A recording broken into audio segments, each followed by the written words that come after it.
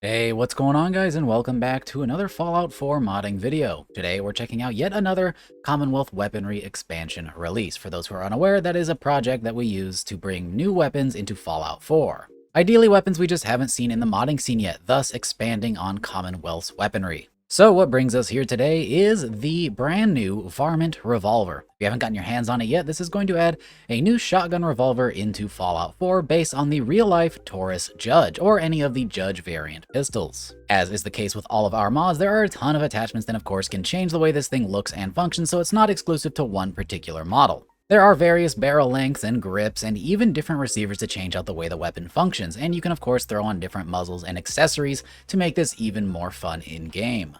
Now the idea for this weapon, since it is a Varmint revolver, is that it is an early game revolver. Not only an early game revolver, but an early game shotgun, using not the traditional 12-gauge vanilla shotgun shells, but instead the munitions 410 ammo type, as there's pretty much no weapons on the Nexus right now that use the 410 ammo that I'm aware of, at least not appropriately. This mod is completely designed and tuned for that ammo type in mind, so it will function as a great early game shotgun. Not too overpowered, but still competent up to the mid-game.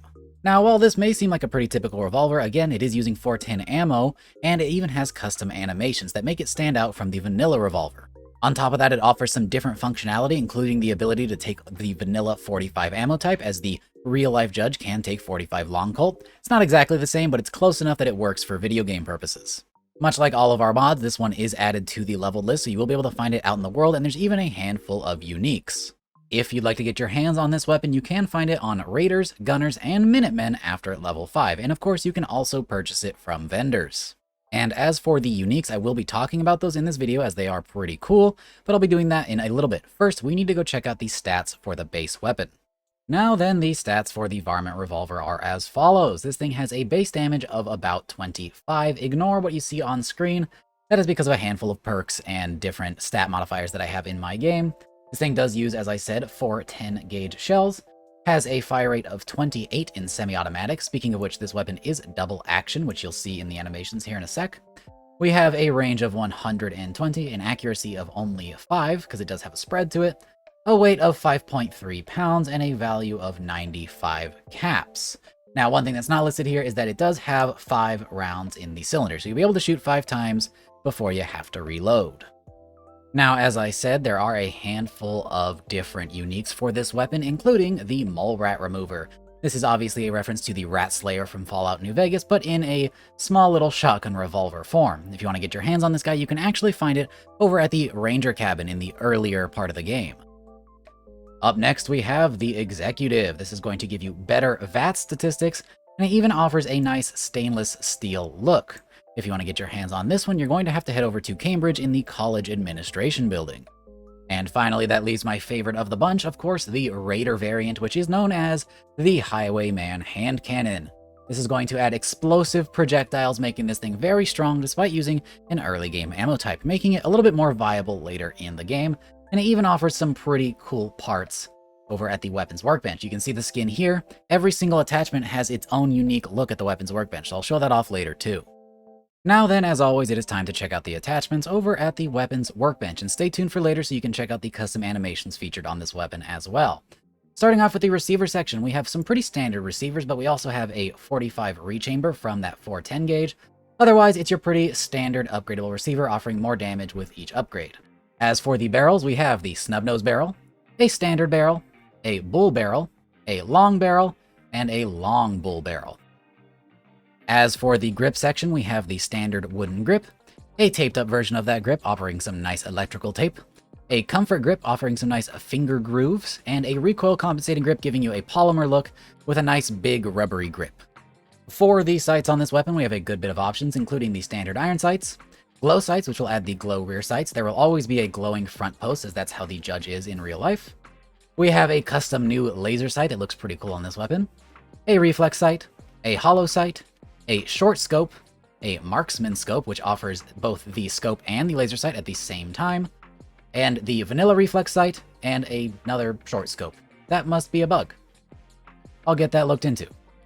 And then for the muzzle section, we have a good bit of options, including a large bayonet, a duck-billed choke to tighten up that spread, a spiked compensator, a muzzle brake, and a suppressor.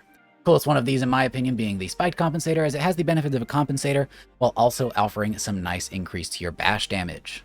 And finally, that leaves us with the different sub-ammo types available for this weapon, since it is a shotgun, including junk shot shells, buckshot shells, which may not be an appropriate name, but these were ported in from our other shotgun mods, the flechette shells, the dragon's breath shells, magnum buckshot, a slug, a rifled slug, a pulse slug, and plasma slugs. So it's very, very versatile in the different ways that you can use this weapon. Now then, as mentioned earlier, the uniques in this mod do have their own unique aesthetics over at the weapons workbench. The Executive and the Mole Rat Remover offering some pretty simple recolors, but the Highwayman hand cannon has its own unique aesthetic depending on which attachment you put on, most notably in the barrel section. So let's head over there. As you can see with the snub nose barrel, we get a nice little painted on smiley face. And then on the right side, it's pretty empty, but on the standard barrel, we have a nice bang graffiti. For the bull barrel, we have the shark teeth, which comes standard on this unique. The long barrel says, "This is my boomstick," and the long bull barrel offers some cool caution stripes, which in my opinion adds a nice cool looking Borderlandsy aesthetic to this weapon. The only real aesthetic change besides that is on the grips. We have some different red painted grips, including the standard wooden grip, the taped up grip, and the comfort grip. The recoil compensating grip is going to stay that black rubber, but the other ones do have some nice red paint. My favorite of which is going to be the taped grip, as it adds some cool contrast and different colors to this weapon, which is why it comes standard on it. You can definitely get some very fun combinations with this weapon. I love to see the stuff you guys create, so if you come up with anything cool, be sure to post it over on Discord. Now then, let's go ahead and check out those custom animations.